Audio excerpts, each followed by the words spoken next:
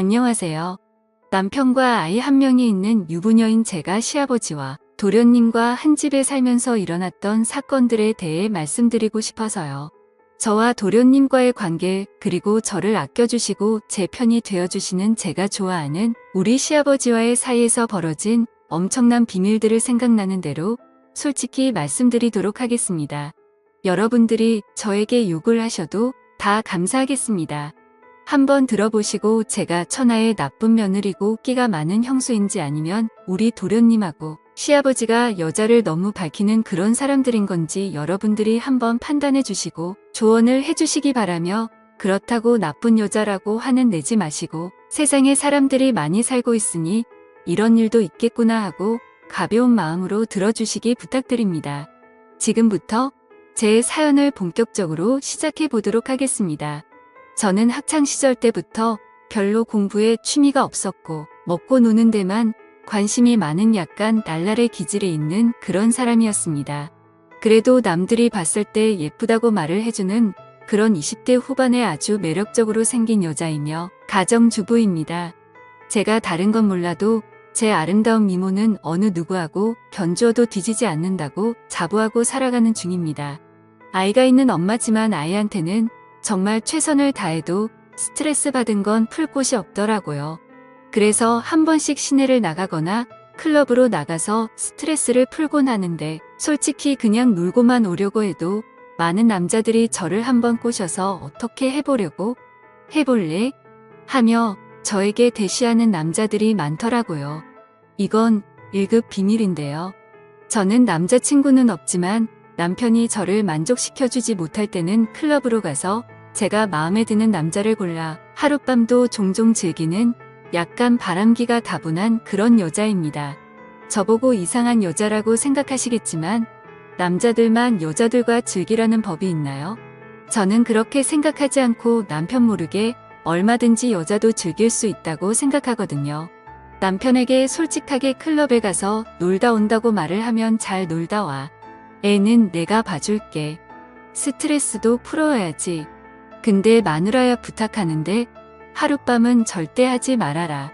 하고 저에게 말을 해요. 근데 저는 남편 말은 절대 듣지 않고 제가 하룻밤 하고 싶으면 그날 반드시 하고 와요. 여자도 내색하지는 않지만 하고 싶을 때가 많거든요. 제 남편은 여전히 클럽에 가서 춤만 실컷 추다가 오는 줄로 알고 있어요. 친정집은 아버지께서 사업을 하셨는데 제가 중3 때 잘 되었던 사업이 아버지 친구에게 사기를 당하는 바람에 하루아침 부도가 나버려 그 뒤로 아주 어렵게 살아왔었어요. 제가 결혼하기 1년 전에 우리 아버지는 지병으로 고생을 하시다가 그만 세상을 하직하고 마셨습니다. 그러니 아버지가 돌아가시고 1년 동안은 저희 집안은 정말 어려웠어요. 그래서 저는 별 수 없이 저를 죽어라 쫓아다니던 현재의 남편과 결혼하게 되었습니다. 사실은 현재의 남편을 좋아하기보다는 시댁의 제역과 시아버지를 보고 결혼한 게 더 맞는 말인 것 같아요. 아버님은 볼 때마다 말씀해 주시니 제가 사랑받고 있다는 게 느껴져요. 아버님, 제가 항상 아버님 편이라는 거 아시죠? 사랑해요. 우리 아버님. 하고 말씀드립니다. 잔소리도 안 하시고 제가 잘못할 때도 항상 제 옆에서 제 탓 아니라고 위로해 주시는 우리 아버님이야말로 듬직한 남자 중에 남자이신 것 같았어요. 워낙 사람이 따뜻하신 분이셔서인지 제 몸을 만져도 기분 나쁘지 않았거든요. 시아버지는 50대 후반인데 솔직히 제 남편보다 훨씬 잘생겼고 체력도 좋으시고 운동을 많이 하셔서 힘이 장사시더라고요. 어느 날 시아버지와 둘이 있을 때 저는 시아버지의 힘을 테스트해 보고 싶었어요. 저는 당돌하게 아버님이 그렇게 힘이 좋으시다면서요? 그 힘 한번 써보실래요? 하고 말씀드렸더니 시아버지는 약간 놀란 표정으로 힘 좋지. 내가 힘이 젊은 사람 보지 않게 좋긴 하다만 지금 어디에 힘을 쓰라는 말이냐? 여기서? 하고 당황해하시며 물어보시더라고요. 그냥 아무 생각 없이 힘이 얼마나 센지 확인하고 싶었던 것뿐인데 이상한 생각을 하면서 당황해하시는 시아버지를 보니 너무 귀여워서 저도 모르게 양쪽 볼을 손으로 쓰다듬어 줄 뻔했습니다. 아버님, 이상한 생각하지 마세요. 그건 아니니까 착각하지 마시고요. 우리 아버님 은근 귀여우시다니까. 아버님, 한번 엎드려 보세요. 이렇게, 이렇게, 손을 이렇게 하시고, 딱 이렇게 가만히 계셔 보세요. 하며 자세를 잡아드렸습니다. 시아버지는 시아비를 엎드려 뽀짝을 시키는 며느리는 세상에 없을 거라고 궁심되셨지만 몸은 그 자세를 해주셨어요. 시아버지의 탄탄하고 넓은 등에 얇은 원피스밖에 안 입은 저는 양 발을 벌리고 시아버지 등에 앉았습니다. 그러면서 시아버지에게 푸시업을 20번만 해보라고 말씀을 드렸고 시아버지는 그 정도는 누워서 떡 먹기라고 하시며 저를 등에 태우고 푸시업 20개를 빠른 속도로 하시는 겁니다. 정말 시아버지의 힘은 대단했어요. 상상 그 이상이어서인지 놀람의 연속이었거든요. 그렇게 놀래는 동안 푸시업 20번은 순식간에 지나갔고 저는 정신을 차리고 내려오려고 했더니 갑자기 시아버지는 팔다리에 힘이 풀려 그 자리에 그대로 누워버리시고 말았습니다. 저 역시 시아버지 등 위에 엎드려버리는 자세가 되고 말았어요. 정말 그 자세가 묘한 자세였고 기분도 이상했습니다. 누가 봤으면 오해하기 딱 좋은 자세였어요. 그때 시아버지는 몸을 재빨리 돌리시더니 저를 안아버리시는 겁니다. 제가 생각지도 못한 이상한 자세가 되어버렸어요. 아버님, 이거 뭐죠? 저는 아버님 힘만 구경하고 싶었는데 이건 안 해주셔도 될 것 같아요. 하고 말씀드렸고 시아버지는 제 머리를 한번 쓱 만져주시고는 우리 며느리가 장난치는 걸 좋아하는지 몰랐다며 같이 장난치고 노니 재미있다라고 하시며 제 볼을 살짝 꼬집으셨습니다. 분위기가 묘했지만 시아버지의 당당스러운 말에 저도 모르게 긴장이 풀리더라고요. 깜짝이야. 놀랬잖아요. 아버님, 남편보다 힘이 좋으시네요. 남편은 며칠 전에 아버님한테 해달라는 거 그대로 했는데 한겨도 못하는 거 있죠. 진짜 아버님 남자 중에 남자 상남자 최고이신 것 같아요. 하고 말을 하니 시아버지는 나중에 또 힘을 쓸 수 있는 날이 왔으면 좋겠다는 의미심장한 말씀을 하시더라고요. 이렇게 시아버지와 저는 대화도 많이 하면서 친구처럼 장난도 잘 치고 집안일도 저에게 대부분 상의를 하는 저를 100% 믿으시는 관계로 발전해 나갔어요. 적당한 선을 넘지 않고 잘 유지하고 있습니다. 시아버지는 시댁의 모든 경제권을 다 쥐고 계셨는데 부동산과 주식이 많으신 알부자십니다. 솔직히 여러분들에게 말씀드리지만 시아버지의 재력이 좋아요. 시아버지는 시시때때로 제 주머니 속에 늘 현금을 듬뿍 주고 계시는데 몇십만 돈도 주시고 제가 필요로 하면 카드도 선뜻 내와주세요. 제 물주이신 셈이죠. 그렇게 오손도손 즐거운 시댁 생활에 점점 빠져 들어가고 있을 때쯤 잊을만 하면 도련님은 저에게 시비를 거시더라고요. 그날 저녁 도련님과 남편 그리고 시아버지와 식사를 하는데 도련님이 저에게 농담을 하는 겁니다. 형수, 예전에는 방울순둥이 마냥 예에 거리면서 예쁜지도 몰랐는데 이제 보니 할 말 다 하고 살고 아빠한테 용돈도 다 쓰고 하고 싶은 거 다 하고 살아서인지 시집 와서 더 예뻐진 것 같아요.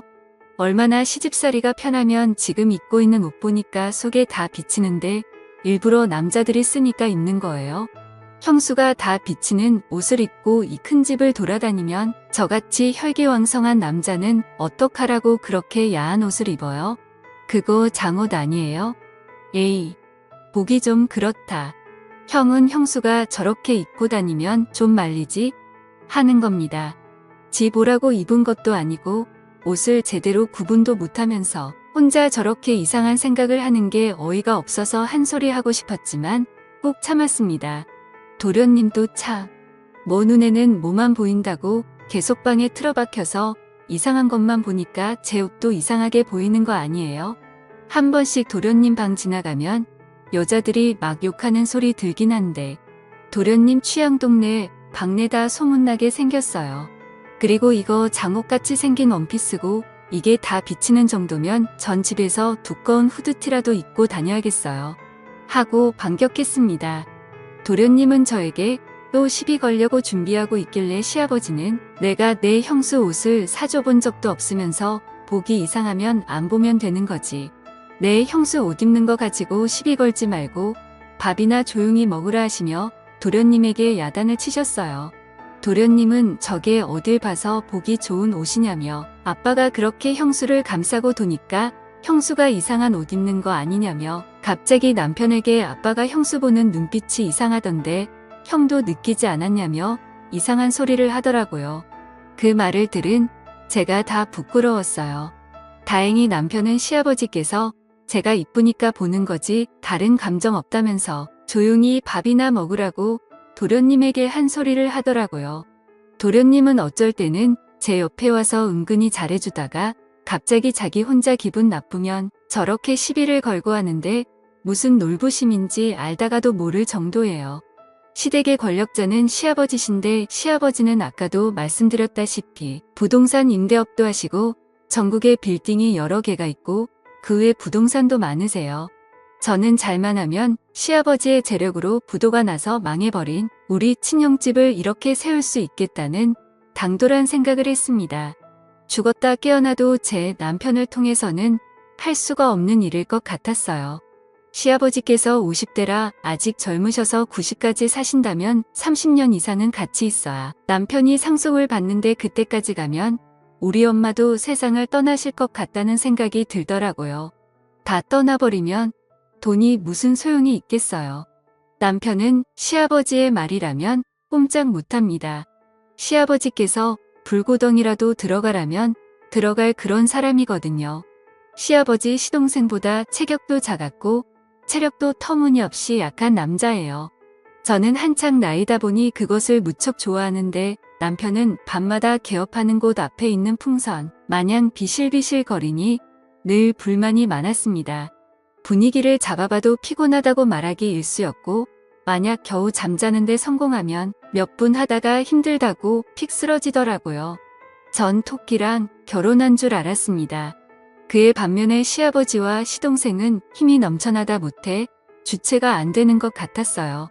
시아버지는 그때까지도 젊은 여자와 연애를 하셨고 항상 시아버지 주변에는 여자가 많은 것 같았어요. 시동생 역시 혼합형이었고 성격도 좋고 완벽한 남자였습니다. 시아버지와 같이 회사에서 일하고 있었고 부사장이라서인지 늘 어깨에 힘이 빡 들어가 있었어요. 저는 시아버지로부터 빌딩을 받아 빌딩주가 되는 게 제 목표입니다. 어느 날 사랑채에서 시아버지께서 술 한잔 하자고 말씀을 하셨고 저는 이 기회를 잡아야겠다는 생각으로 시아버지와 단둘이 술자리를 갖게 되었습니다. 저는 시아버지가 좋아하는 그 잠옷 같은 원피스 차림으로 술을 마시게 되었고 그때 그 큰 집에는 아무도 없었습니다. 남편이 아들을 데리고 남동생이랑 같이 남자들만의 우정을 쌓고 오겠다며 나갔거든요. 그런 우정은 안 싸워도 되니 우리의 사랑을 쌓아보자고 말을 했더니 그건 언제든지 할 수 있다며 얼버무리고 빛의 속도로 나가버리더군요. 그때 저는 제 인생에서 자식은 아들 하나로 결정 나버린 게 눈에 보였습니다. 시아버지는 저에게 이 큰 집 살림을 다 맡아서 사느라 우리 며느리가 고생이 많다면서 오늘 코가 삐뚤어지게 마셔보자고 하더라고요.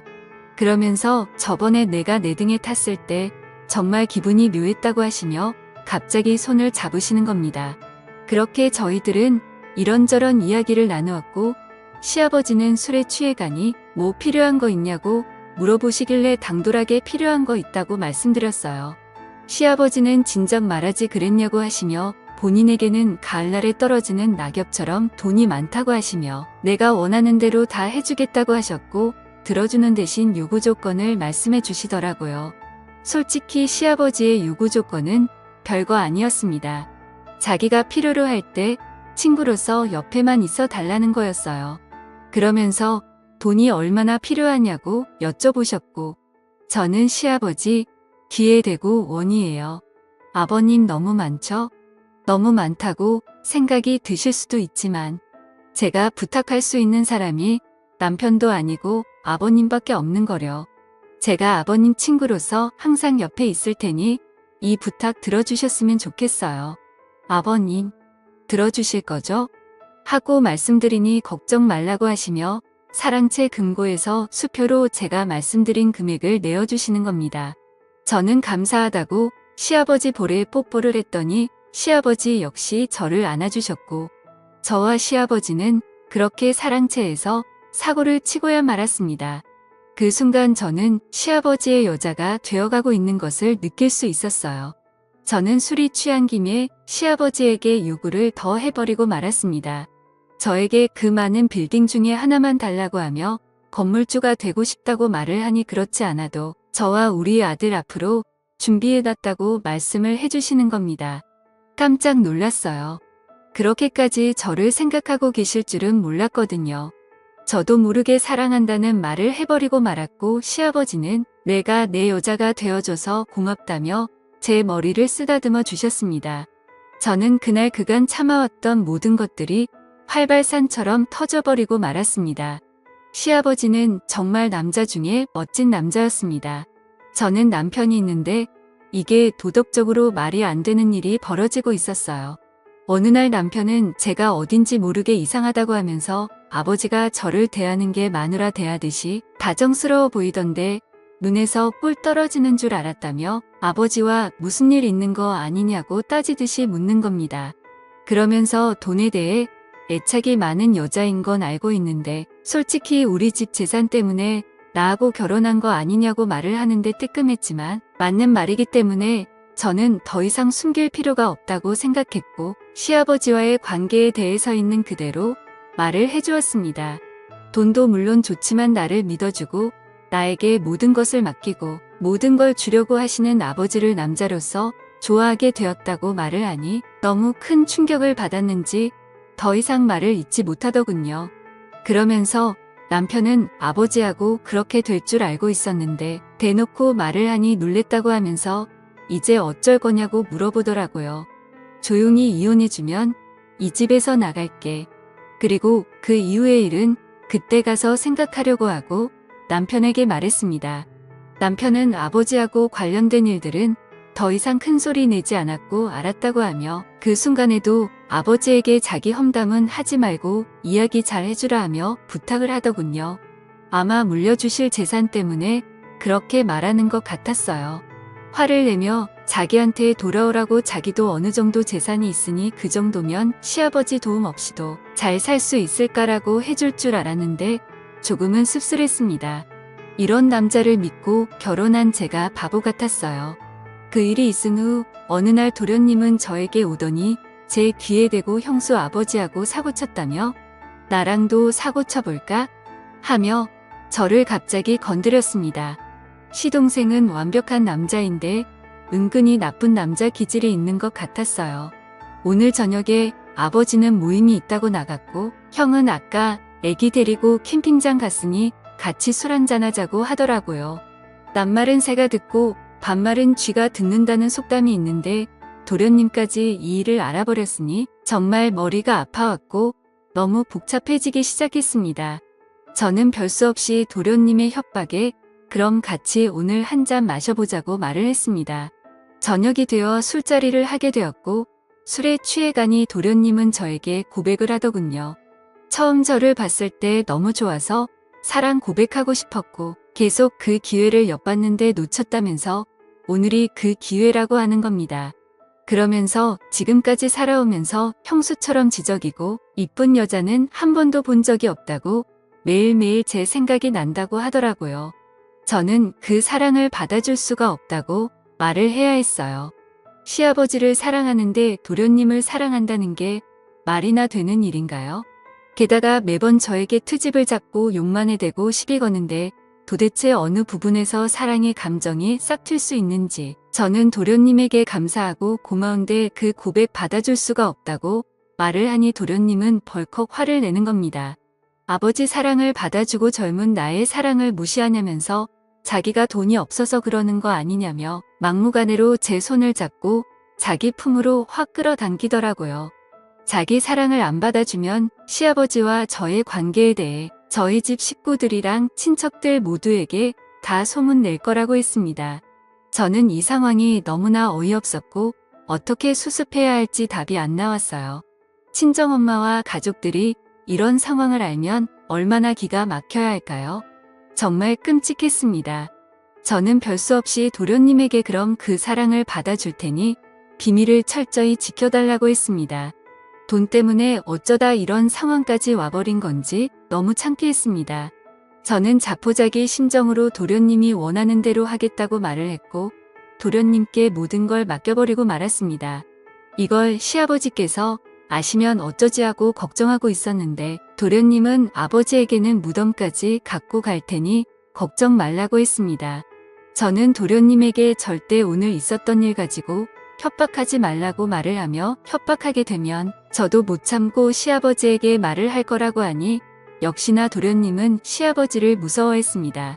시아버지에게 말하면 재산도 못 물려받고 혼나기만 하는 게 아니라 쫓겨날 거라며 저에게 말하지 말라고 사정을 하더라고요.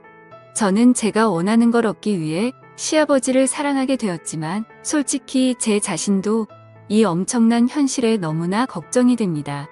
이렇게 살아가도 되는 걸까요? 이혼 준비 중이고 시아버지와 도련님, 저 이렇게 세 사람의 관계는 여전히 진행 중입니다. 저를 욕하셔도 달게 받겠습니다. 제 사연을 들어주셔서 감사합니다.